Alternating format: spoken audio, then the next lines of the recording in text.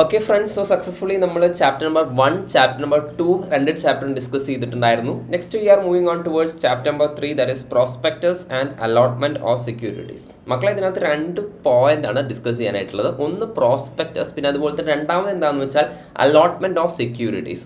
അപ്പോൾ ഓൾറെഡി നിങ്ങൾക്ക് അറിയാം അല്ലേ, നിങ്ങൾക്ക് ഓൾറെഡി ഞാൻ പറഞ്ഞു തന്നിട്ടുണ്ട് സെക്യൂരിറ്റീസ് എന്ന് പറയുന്നത് ഏതൊക്കെയാണ് സെക്യൂരിറ്റീസ് എന്ന് പറയുന്ന ഡെഫിനിഷൻസിനകത്ത് വരുന്നത് എന്നുള്ള കാര്യം ഞാൻ ഓൾറെഡി ഡിസ്കസ് ചെയ്തിട്ടുണ്ട്. ഓർക്കുന്നുണ്ടോ എന്തൊക്കെയാണ് വരിക? അതിനകത്ത് ഈ പറയുന്നത് പോലെ തന്നെ ഇക്വിറ്റി ഷെയർസ് വരും. ഓക്കെ, ഇക്വിറ്റി ഷെയർസ് വരും. പിന്നെ അതുപോലെ തന്നെ എന്ത് വരും? പ്രിഫറൻസ് ഷെയർസ് വരും. ഓക്കെ, പ്രിഫറൻസ് ഷെയർസ് വരും. ഓക്കെ, പിന്നെ അതേപോലെ തന്നെ ഡിപ്പഞ്ചേഴ്സ് ഈ പറയുന്നത് പോലെ തന്നെ വരും, ഡിപ്പഞ്ചേഴ്സ് വരും. സോ ഇതിനെയാണ് നമ്മൾ എന്ത് വിളിക്കുന്നത്? സെക്യൂരിറ്റീസ് എന്ന് വിളിക്കുന്നത്. ക്ലാരിറ്റി ഉണ്ടോ?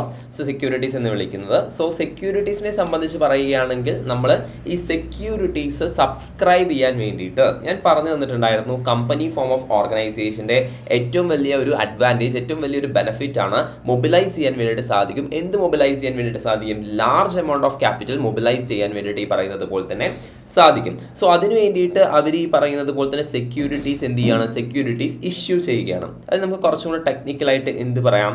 അലോട്ട്മെന്റ് ഓഫ് സെക്യൂരിറ്റീസ് എന്ന് നമുക്ക് വിളിക്കാം. ഈ അലോട്ട്മെന്റ് ഓഫ് സെക്യൂരിറ്റീസ് തന്നെ നമുക്ക് 2 രീതിയിൽ ചെയ്യാം. ഒന്ന്, you can actually give the ഈ പറയുന്നത് പോലെ സെക്യൂരിറ്റീസ് ടു പബ്ലിക്കിന് ഈ പറയുന്നത് പോലെ തന്നെ എന്ത് ചെയ്യാൻ വേണ്ടിയിട്ട് കൊടുക്കാം? സബ്സ്ക്രൈബ് ചെയ്യാൻ വേണ്ടിയിട്ട് കൊടുക്കാം. അതിനെ നമ്മൾ പബ്ലിക് ഓഫർ എന്ന് വിളിക്കും. എന്ത് വിളിക്കും? പബ്ലിക് ഓഫർ എന്ന് വിളിക്കും. സോ ഈ പബ്ലിക് ഓഫർ ആർക്ക് മാത്രമേ ചെയ്യാൻ വേണ്ടിയിട്ട് പറ്റൂ എന്നറിയാവോ? ഓൺലി ഈ പറയുന്നത് പോലെ തന്നെ പബ്ലിക് കമ്പനീസിന് മാത്രമേ പബ്ലിക് ഓഫർ നടത്താൻ വേണ്ടിയിട്ട് സാധിക്കത്തുള്ളൂ. ക്ലാരിറ്റി ഉണ്ടോ? സോ ഈ പബ്ലിക് ഓഫർ നടത്തുന്ന സമയത്ത് ഈ പറയുന്ന ആൾക്കാർക്ക് അറിയണ്ടേ എന്തിനു വേണ്ടിയിട്ടാണ് അല്ലെ, എന്തിനു വേണ്ടിയിട്ടാണ് ഇവർ പൈസ കളക്ട് ചെയ്യുന്നത്, ഈ കാര്യങ്ങളെക്കുറിച്ച് കറക്റ്റായിട്ട് അറിയണ്ടേ? സോ അതിന് വേണ്ടിയിട്ട് നമ്മൾ ഇഷ്യൂ ചെയ്യുന്ന ഒരു ഡോക്യുമെന്റ് അല്ലെങ്കിൽ അതിന് വേണ്ടിയിട്ട് നമ്മൾ ഇഷ്യൂ ചെയ്യുന്ന ഒരു ഇൻവിറ്റേഷൻ, അതിനെയാണ് നമ്മൾ എന്ത് വിളിക്കുന്നത്? പ്രോസ്പെക്ടസ് എന്ന് വിളിക്കുന്നത്. സെറ്റാണോ? സോ പ്രോസ്പെക്ടസ് എന്ന് വിളിക്കുന്നത് ആ ഒരു സംഭവത്തെയാണ്. അതായത് പബ്ലിക് ഓഫർ നടത്തുന്ന സമയത്ത് ഓക്കെ, ഈ പറയുന്ന കറക്റ്റായിട്ട് അറിയണം എന്ത് കാര്യത്തിന് വേണ്ടിയിട്ടാണ് ഞങ്ങളുടെ പൈസ യൂട്ടിലൈസ് ചെയ്യുന്നത് അല്ലേ, എന്ത് കാര്യത്തിന് വേണ്ടിയിട്ടാണ് ഞങ്ങളുടെ പൈസ യൂട്ടിലൈസ് ചെയ്യുന്നത്. സോ അതിന് വേണ്ടിയിട്ട് ഇഷ്യൂ ചെയ്യുന്ന ഡോക്യുമെൻറ്റ് ഓർ ഇൻവിറ്റേഷൻ, അതിനെയാണ് നമ്മൾ പ്രോസ്പെക്ടസ് എന്ന് വിളിക്കുന്നത്.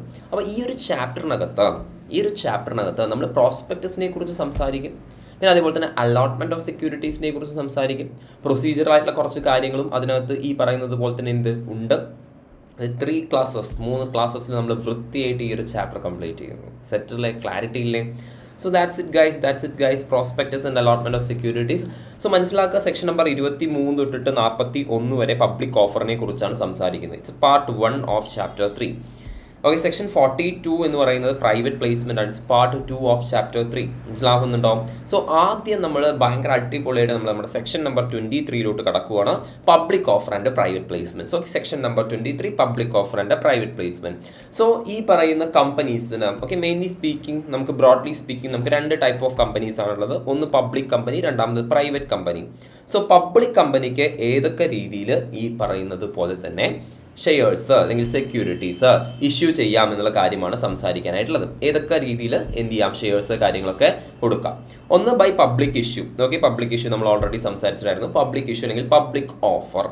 സെക്കൻഡ് പോയിന്റ് എന്ന് പറയുന്നത് വെച്ചാൽ പ്രൈവറ്റ് പ്ലേസ്മെന്റ്. പ്രൈവറ്റ് ആയിട്ടുള്ള പാർട്ടീസിന്, ഫോർ എക്സാമ്പിൾ ഞാൻ പറയുവാണ്, ഞാനൊരു കമ്പനി സ്റ്റാർട്ട് ചെയ്യാണ്. ഈ കമ്പനി സ്റ്റാർട്ട് ചെയ്യുന്ന സമയത്ത് എൻ്റെ ക്ലാസ്, അതായത് എൻ്റെ ക്ലാസ് കേൾക്കുന്ന എൻ്റെ സ്റ്റുഡൻസിന് ഞാൻ ഷെയർസ് ഇഷ്യൂ ചെയ്യുകയാണെന്ന് പറയുന്ന സമയത്ത് ഒരു ഐഡന്റിഫൈഡ് ഗ്രൂപ്പ് ഓഫ് പേഴ്സൺസ് അവിടെയുണ്ട്. മനസ്സിലാവുന്നുണ്ടോ? ആ ഐഡന്റിഫൈഡ് ഗ്രൂപ്പ് ഓഫ് പേഴ്സൺസിനെയാണ് നമ്മൾ എന്ത് വിളിക്കുന്നത്? പ്രൈവറ്റ് പാർട്ടീസ് എന്ന് വിളിക്കുന്നത്. സോ പ്രൈവറ്റ് ആയിട്ടുള്ള ആൾക്കാർക്ക് ഇഷ്യൂ ചെയ്യുകയാണെങ്കിൽ അതിനെയാണ് നമ്മൾ എന്ത് വിളിക്കുന്നത്? പ്രൈവറ്റ് പ്ലേസ്മെന്റ് എന്ന് വിളിക്കുന്നത്. നെക്സ്റ്റ് പിന്നെ റൈറ്റ് ഇഷ്യൂ ഉണ്ട്. നിങ്ങൾക്ക് ഓൾറെഡി അറിയുന്നുണ്ടായിരിക്കും. ഓൾറെഡി ഷെയർസ് ഹോൾഡ് ചെയ്യുന്ന ആൾക്കാർക്ക് ഒരു ഓപ്ഷൻ കൊടുക്കുകയാണ്. നിങ്ങൾക്ക് വേണമെങ്കിൽ എന്ത് ചെയ്യാം? ഷെയർ സബ്സ്ക്രൈബ് ചെയ്യാം എന്നുള്ള രീതിയിലുള്ള ഒരു ഓഫർ കൊടുക്കുകയാണ്. That is known as what right issue. And bonus issue എന്ന് പറയുന്നത് എന്താണെന്ന് വെച്ചാൽ ഫ്രീ ആയിട്ട് ഈ പറയുന്നത് പോലെ ഷെയർസ് കൊടുക്കുകയാണ്. റൈറ്റ് ഇഷ്യൂവിൻ്റെ കേസിനകത്ത് ഫ്രീ ആയിട്ടല്ല കൊടുക്കുക, ഡിസ്കൗണ്ടഡ് പ്രൈസിനാണ്. അതായത് മനസ്സിലാക്കുക, ഇപ്പോൾ റിലയൻസ് എന്ന് പറയുന്ന കമ്പനിയുടെ ഷെയറിന് ഇപ്പോൾ മാർക്കറ്റിൽ 40 രൂപയാണുള്ളതെന്ന് വിചാരിക്കാം. രഞ്ജിത്ത് എന്ന് പറയുന്ന വ്യക്തി ഓൾറെഡി റിലയൻസ് എന്ന് പറയുന്ന കമ്പനിയുടെ ഷെയർ ഹോൾഡ് ചെയ്യുന്നുണ്ടെന്നുണ്ടെങ്കിൽ രഞ്ജിത്തിനോട് പറയുന്നത്, രഞ്ജിത്തെ നിനക്ക് വേണമെന്നുണ്ടെങ്കിൽ എന്ത് ചെയ്യാം? ഈ റിലയൻസിൻ്റെ ഷെയർ 20 രൂപയ്ക്ക് മേടിക്കാം എന്ന് പറയുകയാണ്. So that is known as ഈ പറയുന്നത് പോലെ തന്നെ അതിനെയാണ് നമ്മൾ എന്ത് വിളിക്കുന്നത്? ഈ റൈറ്റ് ഇഷ്യൂ എന്ന് വിളിക്കുന്നത്. ക്ലാരിറ്റി ഉണ്ടോ? പിന്നെ ബോണസ് ഇഷ്യൂ, ഫ്രീ ആയിട്ട് ഷെയർസ് കാര്യങ്ങൾ കൊടുക്കും, അതിനെയാണ് ബോണസ് ഇഷ്യൂ എന്ന് വിളിക്കുന്നത്. പ്രൈവറ്റ് കമ്പനിയുടെ കേസിനകത്ത് ഇത് മാത്രമില്ല, പബ്ലിക് ഇഷ്യൂ, പബ്ലിക് ഓഫർ മാത്രമില്ല, ബാക്കി 3 കാര്യങ്ങളും ഇതിനകത്ത് വരും.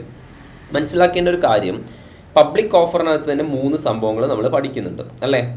ഇനീഷ്യൽ പബ്ലിക് ഓഫർ ഏറ്റവും ആദ്യമായിട്ട് പബ്ലിക്കിനെ സമീപിക്കുമാണ് സൊമാറ്റോ എന്ന് പറയുന്ന കമ്പനി. അവർ ആദ്യമായിട്ട് ഫണ്ടിന് വേണ്ടിയിട്ട് പബ്ലിക്കിനെ സമീപിക്കുകയാണ്, പ്രോസ്പെക്ടസ് ഇഷ്യൂ ചെയ്തിട്ട് പബ്ലിക്കിന് സെക്യൂരിറ്റീസ് ഓഫർ ചെയ്യാണ്. ആദ്യമായിട്ടാണ്, അതിനെയാണ് നമ്മൾ എന്ത് വിളിക്കുന്നത്, initial public offer. Initial public offer. First time public offering of share, first time share പബ്ലിക്കിന് ഓഫർ ചെയ്യുകയാണ്. Second point is further public offer, FPO, അല്ലെങ്കിൽ നമ്മൾ ഇതിനെ വിളിക്കുന്നവരാണ് follow on public offer. That's not required for you. Okay, further public offer എന്ന് പറയുന്നത് എന്താണെന്ന് വെച്ചാൽ ആദ്യം കുറച്ച് ഷെയർസ് കാര്യങ്ങളൊക്കെ നമ്മൾ ഇഷ്യൂ ചെയ്തു, ഫണ്ട് കളക്ട് ചെയ്തു, അതിനുശേഷം കുറച്ച് കാലം കഴിഞ്ഞ സമയത്തേക്ക് വീണ്ടും നിങ്ങൾ SMൽ പഠിച്ചിട്ടുണ്ടായിരിക്കും എക്സ്പാൻഷൻ. ബേസിക്കലി അവർ വിചാരിക്കുകയാണ് നമുക്ക് നമ്മുടെ ബിസിനസ് എന്ത് ചെയ്യാം, എക്സ്പാൻഡ് ചെയ്യാമെന്ന് വിചാരിക്കുകയാണ്. അപ്പോൾ ആ എക്സ്പാൻഷന് വേണ്ടിയിട്ട് വീണ്ടും പബ്ലിക്കിനോട് പൈസയ്ക്ക് വേണ്ടിയിട്ട് സമീപിക്കുകയാണ്. So that is known as what, further public offer. Additional share issuance by the company. അടുത്തൊരു പോയിന്റാണ് ഓഫർ ഫോർ സെയിൽ എന്ന് പറയുന്നത്. OFS എന്ന് പറയുന്നത് എന്താണെന്ന് വെച്ചാൽ എക്സിസ്റ്റിംഗ് ഷെയർ ഹോൾഡേഴ്സ്. അതായത് എന്താണെന്ന് വെച്ചാൽ കമ്പനി അല്ല ഇവിടെ ഷെയർസ് പബ്ലിക്കിന് ഈ പറയുന്നത് പോലെ തന്നെ എന്ത് ചെയ്യുന്നു, ഓഫർ ചെയ്യുന്നത്. ഓൾറെഡി ഞാൻ റിലയൻസിൻ്റെ ഈ പറയുന്നത് പോലെ തന്നെ ഷെയർ ഹോൾഡറാണ്. ഓക്കെ, അപ്പോൾ റിലയൻസിൻ്റെ ഷെയർ ഹോൾഡർ 4000 4,000 ഷെയർസ് ഞാൻ എന്ത് ചെയ്യുന്നുണ്ട്, ഹോൾഡ് ചെയ്യുന്നുണ്ട്. ഓക്കെ, 4,000 ഷെയർസ് ഹോൾഡ് ചെയ്യുന്നുണ്ട്. എനിക്ക് പെട്ടെന്ന് പൈസയ്ക്ക് കുറച്ച് അത്യാവശ്യം വന്നു. ഓക്കെ, പൈസയ്ക്ക് കുറച്ച് അത്യാവശ്യം വന്ന സമയത്ത് ഞാൻ കമ്പനിയോട് പറയുകയാണ് എൻ്റെ ഷെയർസ് ഞാൻ എന്ത് ചെയ്യാണ്, പബ്ലിക്കിലോട്ട് വിൽക്കുവാണ്. ഓക്കെ, കമ്പനി ഒരു ഇൻ്റർമീഡിയറി ആയിട്ട് നിന്നുകൊണ്ട് കമ്പനിയുടെ ബോർഡ് ഓഫ് ഡയറക്ടേഴ്സിനോട് ഞാൻ പറയും, നിങ്ങൾ എന്ത് ചെയ്യണം, എനിക്ക് വേണ്ടിയിട്ട് ഒരു പ്രോസ്പെക്ടസ് ഇഷ്യൂ ചെയ്യണം. മനസ്സിലാവുന്നുണ്ടോ? എൻ്റെ ഷെയർസ് പബ്ലിക്കിന് കൊടുക്കാൻ വേണ്ടിയിട്ട് നിങ്ങൾ എന്ത് ചെയ്യണം, ഒരു പ്രോസ്പെക്ടസ് ഇഷ്യൂ ചെയ്യണം. ആൻഡ് ഈ പ്രോസ്പെക്ടസ് ഇഷ്യൂ ചെയ്യാൻ വന്നുള്ള എല്ലാ പൈസയും ഞാൻ തരും. ഓക്കെ, ക്ലാരിറ്റി ഉണ്ടോ മക്കളെ? അതായത് എന്നെ കറക്റ്റായിട്ട് ഈ പറയുന്ന പബ്ലിക്കിന് കറക്റ്റായിട്ട് അറിയത്തില്ല. മനസ്സിലാവുന്നുണ്ടോ? കമ്പനീനെ അറിയത്തുള്ളൂ. സോ കമ്പനി വഴി ഞാൻ എങ്ങോട്ട് പോവുകയാണ്, കമ്പനി വഴി ഞാൻ ഈ പറയുന്നത് പോലെ തന്നെ പബ്ലിക്കിലോട്ട് പോവുകയാണ്. എൻ്റെ ഷെയർസ്, എൻ്റെ സെക്യൂരിറ്റീസ് പബ്ലിക്കിന് ഓഫർ ചെയ്യുകയാണ്. That is known as what, promoters or existing shareholders selling shares to public through a prospectus. Classic example ആണ് LIC. ഓക്കെ, LICയുടെ ഒക്കെ കേസിനകത്ത് നമ്മുടെ മോദിജി, നിർമ്മല ആൻറ്റി ഇവരൊക്കെ ചെയ്യുന്നില്ലേ? ഇവരൊക്കെ എന്ത് ചെയ്യുന്നുണ്ട്, LICയുടെ ഷെയർസ് കുറച്ച് ഷെയർസൊക്കെ എന്ത് ചെയ്യുന്നുണ്ട്, പ്രൈവറ്റ് പാർട്ടീസിന് ഓഫർ ചെയ്യുന്നുണ്ട്. ആക്ച്വലി മനസ്സിലാക്കേണ്ട ഒരു പോയിന്റ്, ഇത് എവിടെയായിട്ട് കണക്ട് ചെയ്യുന്ന പറയുക, ഗവൺമെൻറ് കമ്പനിയായിട്ട് കണക്ട് ചെയ്യും. ഏതാ നമ്മൾ പ്രിലിമിനറി ചാപ്റ്ററിനകത്ത് സെക്ഷൻ ഗവൺമെൻറ് കമ്പനിയുടെ സെക്ഷൻ ഏതാ, 2(45) അല്ലേ? 2(45) ആണ് നമ്മൾ ഗവൺമെൻറ് കമ്പനിയെ കുറിച്ച് ഡിസ്കസ് ചെയ്തിട്ടുണ്ടായിരുന്നത്. അപ്പോൾ ഗവൺമെൻറ് കമ്പനിയെ കുറിച്ച് ഡിസ്കസ് ചെയ്തപ്പോൾ ഞാൻ പറഞ്ഞിട്ടുണ്ടായിരുന്നു, at least 51% of the shares are held by the central government, state government, or partly by central government and state government. So LICയുടെ കേസിനകത്ത് മോർ ദാൻ ഈ പറയുന്നുള്ള at least 51% shares central government held ചെയ്തിട്ടുണ്ടാവും. സേ ഫോർ എക്സാമ്പിൾ അവരുടെ കയ്യിൽ ഒരു 60% share ഉണ്ടെന്ന് വിചാരിക്കാം. അപ്പോൾ മോദിയും നിർമ്മലജിയും വിചാരിക്കുകയാണ്, ഓക്കെ, ഒരു ഇത്ര ശതമാനം ഷെയർസ് നമുക്ക് എന്ത് ചെയ്യാം, മറ്റുള്ള പാർട്ടീസിന് കൊടുക്കാം. That is offer for sale. Set അല്ലേ? Foreign listing of public companies. Okay, certain public companies may issue specific classes of securities for listing on permitted foreign stock exchanges in jurisdiction as prescribed by law. അത് എനിക്കിപ്പോൾ റിലയൻസിന് ഇപ്പോൾ USA ഈ പറയുന്ന share ഹോൾഡേഴ്സിന്, USA ഇൻവെസ്റ്റേഴ്സിൻ്റെ അടുത്തേക്ക് shares issue ചെയ്യണമെന്നുണ്ടെങ്കിൽ അവരുടെ ഈ ജൂറിസ്ഡിക്ഷനിലുള്ള അവരുടെ ഒരു സ്റ്റോക്ക് എക്സ്ചേഞ്ചിൽ, അതായത് ഇപ്പം ഇന്ത്യയിലാണെന്നുണ്ടെങ്കിൽ NSE, BSE എന്ന് പറയുന്നത് പോലെ തന്നെ USA അവരുടെ സ്റ്റോക്ക് എക്സ്ചേഞ്ചസ് ഉണ്ടാകും. ആ സ്റ്റോക്ക് എക്സ്ചേഞ്ച് എന്ത് ചെയ്യുക, അവരുടെ സെക്യൂരിറ്റീസ് ലിസ്റ്റ് ചെയ്യാം. ഇതാണ് സംസാരിക്കാനായിട്ടുള്ളത്. Exemptions for foreign listed companies. Central government can by notification exempt these public companies from compliance with this chapter number 4. അങ്ങനെ കുറച്ച് സെക്ഷൻസ് എന്ത് കൊടുത്തിട്ടുണ്ട്, റിലാക്സേഷൻ കൊടുത്തിട്ടുണ്ട്. നോട്ട് ദാറ്റ് മച്ച് ഇമ്പോർട്ടൻ്റ് ഒന്നുമില്ല. ഒരു വഴിക്ക് പോകുന്ന സമയത്തെ പറയാം എന്ന് വിചാരിച്ച് പറഞ്ഞതാണ്. Chapter 4 share capital and debentures. ചില പ്രൊവിഷൻസ് ഈ പറയുന്നത് പോലെ തന്നെ ചില പ്രൊവിഷൻസ് എല്ലാം എൻറ്റയർ ചാപ്റ്റർ എക്സംപ്റ്റഡ് ആണ്. 89, 90, 127. ഓക്കെ, പഠിക്കേണ്ട കേട്ടോ. Okay, a copy of such exemption must be presented before both houses of parliament. ഇത്രയിലൂടെ സെൻട്രൽ ഗവൺമെൻറ് എന്ത് ചെയ്യാനുള്ള അധികാരമുണ്ട്, എക്സംപ്റ്റ് ചെയ്യാനായിട്ടുള്ള അധികാരവും കാര്യങ്ങളൊക്കെ ഉണ്ട്. അത്രേ പറയുന്നുള്ളൂ. ഓക്കെ, സോ മനസ്സിലാക്കേണ്ട ഒരു പോയിന്റ് എന്താണെന്ന് വെച്ചാൽ, ലിസ്റ്റഡ് കമ്പനീസിൻ്റെ കേസിനകത്ത് ലിസ്റ്റഡ് കമ്പനീസിനെ റെഗുലേറ്റ് ചെയ്യുന്നത് securities and exchange board of ഇന്ത്യയാണ്. സോ ലിസ്റ്റഡ് കമ്പനി ഏതാ ഡെഫിനേഷൻ, 2(52) അല്ലേ?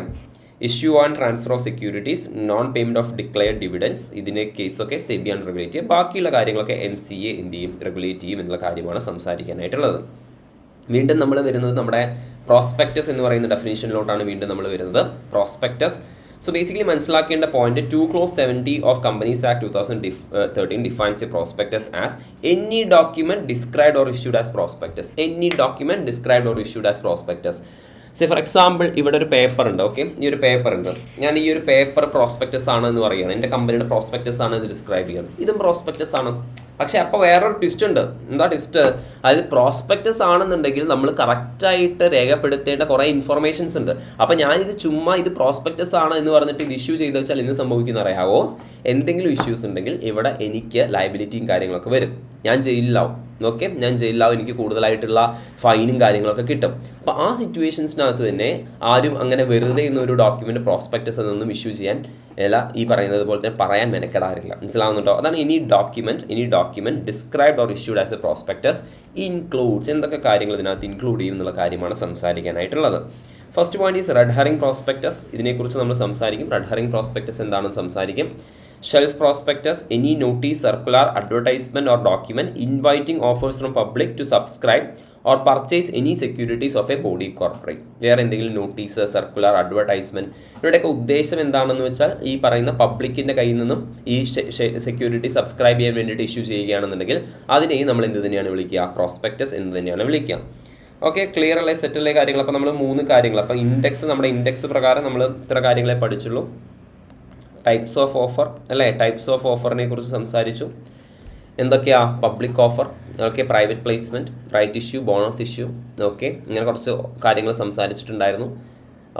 IPO, FPO, offer for sale, ഇത് ആർക്ക് മാത്രമേ പറ്റൂ? പബ്ലിക് കമ്പനിക്ക് മാത്രമേ പറ്റൂ. പ്രൈവറ്റ് കമ്പനീസിനാണെങ്കിൽ പബ്ലിക് ഓഫർ നടക്കത്തില്ല. And after that we move on towards the thing that is regulatory body. Okay, regulatory ആരാണ്? റെഗുലേറ്ററി സെബിയാണ് റെഗുലേറ്ററി. ഓക്കെ, ഏതൊക്കെ കാര്യങ്ങൾക്ക്? ട്രാൻസ്ഫർ, പിന്നെ അതുപോലെ തന്നെ നോൺ പേയ്മെൻറ്റ് ഓഫ് ഡിവിഡൻറ്റ് കാര്യങ്ങൾക്കൊക്കെ. ബാക്കിയുള്ള കാര്യങ്ങളൊക്കെ MCA ആണ്. Third point we discuss prospectus ഏതാ section? Section 2 Clause 70. Section 2 Clause 70 ആണ് ഇതിനെക്കുറിച്ച് ഡിസ്കസ് ചെയ്യുന്നത്. പ്രോസ്പെക്ടസിനെ കുറിച്ച് നമ്മൾ ഡിസ്കസ് ചെയ്യുന്നത് എന്നുള്ള കാര്യങ്ങൾ നമ്മൾ സംസാരിച്ചിട്ടുണ്ടായിരുന്നു. ഓക്കെ, ക്ലാരിറ്റി വരുന്നുണ്ടെന്ന് പ്രതീക്ഷിക്കുന്നു. ക്ലാരിറ്റി സെറ്റ് ആണെന്ന് കരുതുന്നു. Okay, fine. സോ നെക്സ്റ്റ് നമ്മൾ പ്രോസ്പെക്ടസിനകത്ത് ഓൾറെഡി പഠിച്ചിട്ടുള്ള 2-3 കാര്യങ്ങളുണ്ട്. Red herring prospectus, shelf prospectus, ഇതിനെക്കുറിച്ച് നമുക്ക് ജസ്റ്റ് ഡിസ്കസ് ചെയ്യാനായിട്ടുണ്ട്. ഓക്കെ, റെഡ് ഹെറിംഗ് പ്രോസ്പെക്ടസ്, പിന്നെ അതേപോലെ തന്നെ ഷെൽഫ് പ്രോസ്പെക്ടസ്, ഇതിനെക്കുറിച്ച് ഡിസ്കസ് ചെയ്യാനായിട്ടുണ്ട്. അപ്പോൾ നമുക്ക് ജസ്റ്റ് അത് അങ്ങ് പഠിച്ചിട്ട് എന്ത് ചെയ്യാം? അതങ്ങ് പഠിച്ചിട്ട് മുന്നോട്ട് പോകാം. രസമല്ലേ? റെഡ് ഹെറിംഗ് പ്രോസ്പെക്ടസ്, പിന്നെ അതുപോലെ തന്നെ shelf prospectus, ഇതിനെക്കുറിച്ചൊക്കെയാണ് സംസാരിക്കാനായിട്ടുള്ളത്.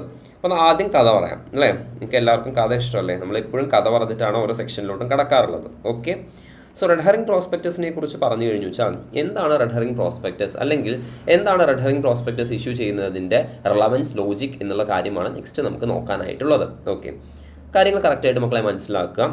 Okay, for example Paytm അല്ലേ? പേടിഎം എന്ന് പറയുന്ന കമ്പനി, ഈ പേടിഎം എന്ന് പറയുന്ന കമ്പനി പേടിഎമ്മിൻ്റെ ഒരു 30,000 ഷെയർസ് എന്ത് ചെയ്തു? ഓഫറിന് വെച്ചു എന്ന് വിചാരിക്കാം. 30,000 ഷെയർസ് എന്ത് ചെയ്തു? പ്രോസ്പെക്ടസ് ഇഷ്യൂ ചെയ്തിട്ട് പബ്ലിക്കിന് ഓഫർ ചെയ്യുകയാണ്. 30,000 ഷെയർസ് ഓഫർ ചെയ്യുകയാണ്. കാര്യങ്ങൾ കറക്റ്റായിട്ട് മനസ്സിലാക്കുക. ഈ 30,000 ഷെയർസ് ഓഫർ ചെയ്യുന്ന സമയത്ത് 30,000 ഷെയർസ് ഓഫർ ചെയ്യുന്ന സമയത്ത് അവർക്ക് 60,000 ഷെയർസ് 60,000 ഷെയർസിൻ്റെ എന്ത് വന്നു? ഈ പറയുന്നത് പോലെ തന്നെ അപ്ലിക്കേഷൻ വന്നു.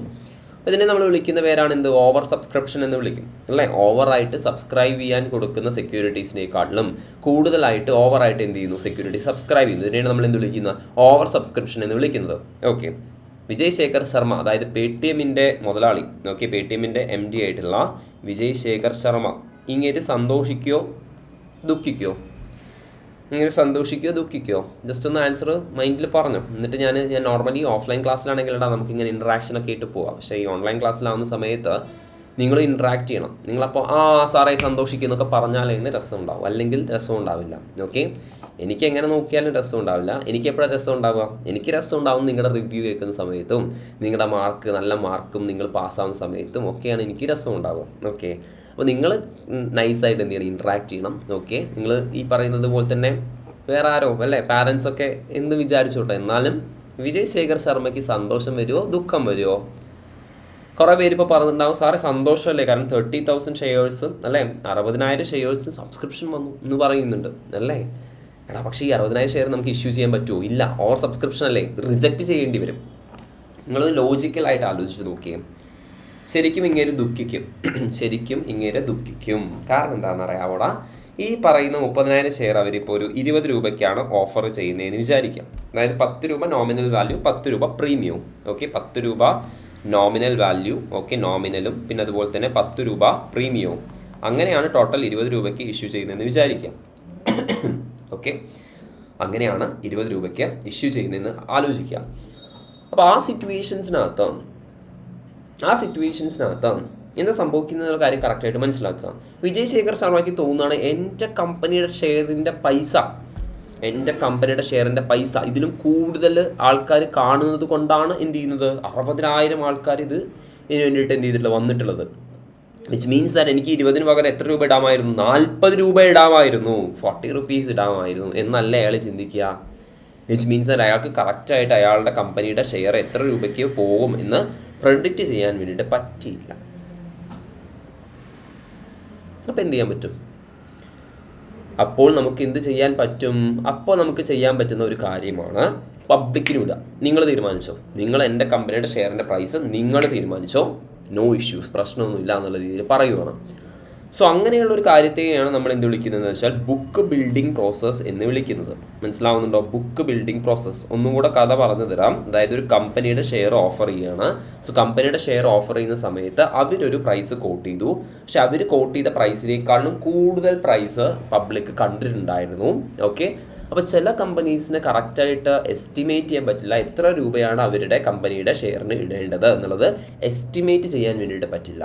അപ്പോൾ ആ സിറ്റുവേഷൻസിനകത്ത് അവർ പറയുവാണ്, നിങ്ങൾ തന്നെ തീരുമാനിച്ചോ, നിങ്ങൾ തന്നെ പരസ്പരം ലേലം വിളിച്ചിട്ട് എന്ത് ചെയ്തോ തീരുമാനിച്ചോ, ബിഡ് ചെയ്തിട്ട് തീരുമാനിച്ചോ, ബിഡിങ് ചെയ്തിട്ട് തീരുമാനിച്ചോ എന്ന് പറയുകയാണ്. ആ ഒരു പ്രോസസ്സിനെയാണ് നമ്മൾ എന്ത് പ്രോസസ്സ് എന്ന് വിളിക്കുന്നത് മക്കളെ? ബുക്ക് ബിൽഡിംഗ് പ്രോസസ്സ് എന്ന് വിളിക്കുന്നത്.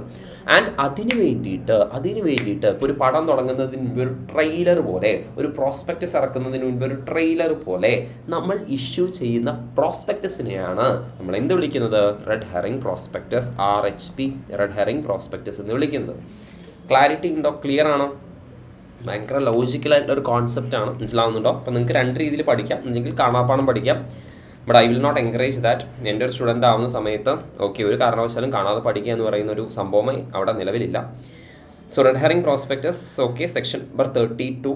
Okay, section number 32. അപ്പോൾ നമ്മളിപ്പോൾ പറയുന്നത് എന്തിനു വേണ്ടിയിട്ടാണ് ഇതൊക്കെ പറയുന്നത്? ഈ പറയുന്ന സിമ്പിൾ കാര്യത്തിന് വേണ്ടിയിട്ടാണ്. പ്രോസ്പെക്ടസിൻ്റെ ഉള്ളിൽ റെഡ് ഹെറിംഗ് പ്രോസ്പെക്ടസ് കൂടെ ഇൻക്ലൂഡ് ചെയ്യും എന്നുള്ള കാര്യം ഡിസ്കസ് ചെയ്യാൻ വേണ്ടിയിട്ടാണ് ഇതിനെക്കുറിച്ച് സംസാരിക്കുന്നത്.